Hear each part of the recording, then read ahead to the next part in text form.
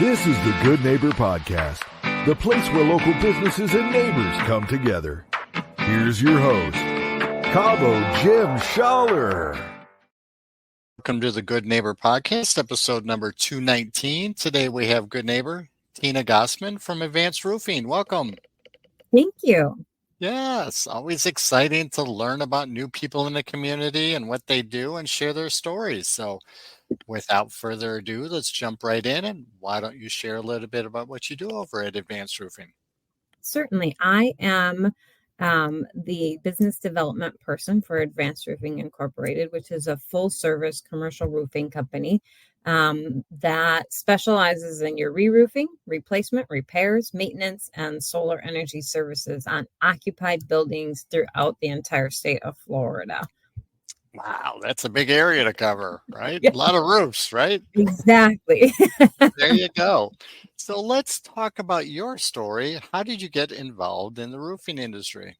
Well, it's kind of funny. I was actually poached by this company. I have been in nonprofits most of my life. And when I moved down to Florida, it kind of turned out that that's the way that it was going to continue to go. I worked for a local nonprofit down here, and Advanced Roofing Incorporated became one of our members. And they invited me to come to their holiday party. That was kind of a thank you party for all of their customers. And I must have made a really good impression to the bigwigs of the company. And they started talks with me about starting to work for Advanced Roofing. Wow, see, it's that charm. You've got it, right? Well, thank you. Yes. So let's talk about challenges. Everybody's had some type of challenge along their journey, whether personally or professionally. Is there something happened along your journey that we can kind of look back at now and say, you know what? Not necessarily glad I went through it, but I'm in a better place now because of it? Well, actually, it would be moving down here. I grew up in Wisconsin, lived in Iowa. I moved down here about a year and a half, about 2 years ago, and I had it all planned out. I'm one of those people that have the whole timeline, everything all figured out. I was going to move after my daughters graduated high school. And then the nonprofit that I worked for laid off about 60 people in our territory, and I happened to be one of them.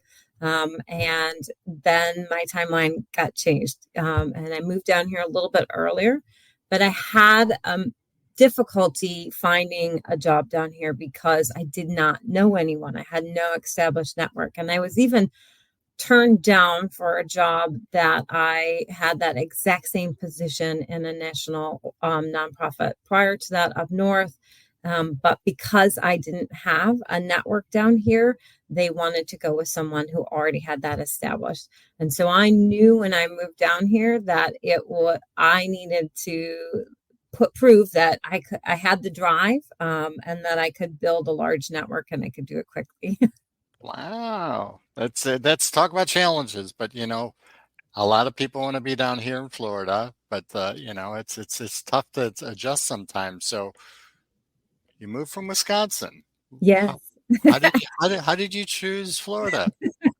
Well, honestly, I had narrowed it down to like 5 different areas because I knew I wanted to no longer shovel snow or rake leaves, and I wanted warm temperatures. And then I had narrowed it down to North or South Carolina because I knew I could be on the beach in an hour or in the mountain in an hour, or Southern Florida. And I love this coast. I've been vacationing here for years.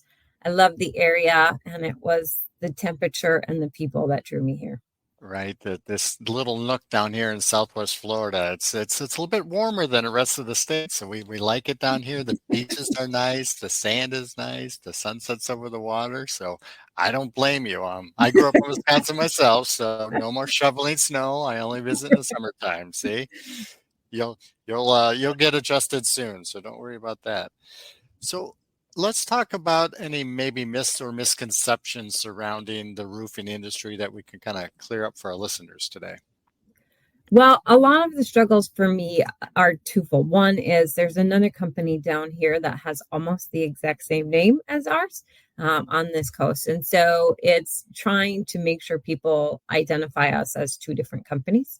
And then the other one is obviously with our hurricanes and the different things that happen here, there's a lot of companies that come down that are not reliable, that don't know the regulations and all the rules behind it, and they pack up and leave and aren't here for a long term. And that's part of the reason what makes us stand out is that, we've been around for 41 years. We're a family-owned business. We're not going anywhere.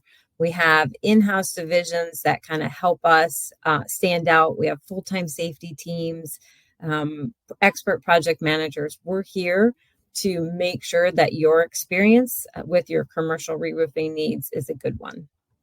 Absolutely. And, and there are a lot of, as you call it, storm chasers that come down after hurricanes, and they show up for a little while, make their money and get out, and don't exactly always do the best work, but they're gone. Yep.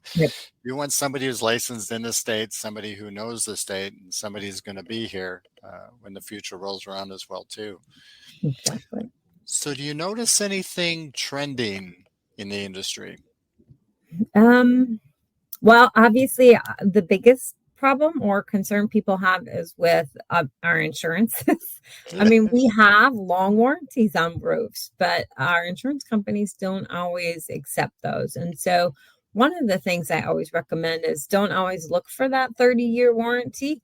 Make sure you know what your insurance company is going to allow and what they'll accept over the years, and don't pay that extra additional cost when it comes to the additional warranties. Those are great. And obviously the protection is needed for a number of things, but with the insurance the way it's going right now, it's not worth the added cost for that additional warranty. Absolutely. And it has. The whole industry has changed because certain people gave the industry a bad name, I want to say, but it just, it's a difficult situation because the insurance company says you need to replace your roof after so many years, and even though it may be good, they don't always accept that, do they?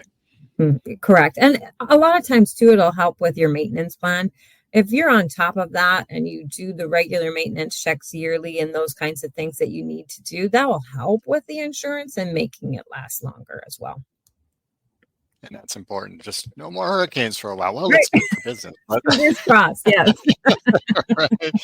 We don't really need them all that. That's maybe once a year, once every other year, but not 3 times a year. We don't need that.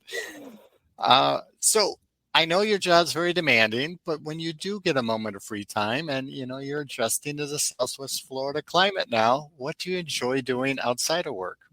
I am a people person, whether it's work or outside of work. So I love being around those that I love, meeting new people, interacting with new people. I love to go to the beach, whether it's on the water, near the water, or some local pub someplace sitting outside listening to some live music. That's my gig.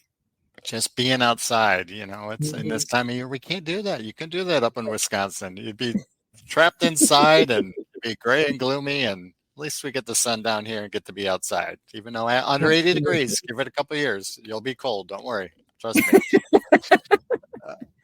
So is there one thing you wish our listeners knew about advanced roofing that maybe they're not so familiar with? That we can handle all of your roofing needs. I mean, we have, not only are we Advanced Roofing Incorporated, we have Advanced Green Technologies, which is our solar division. We have Advanced Air Conditioning, which is our HVAC division. So if it's on top of your commercial roof, we can cover it. Nice. So how do our listeners go about contacting you if they had questions or concerns? Well, it's always great to go to our website to learn a little bit more about advanced roofing, and that's advancedroofing.com. And then also my email is a great way to reach me, or my cell phone. My email is tinag@advancedroofing.com, and my cell is 239-284-4050.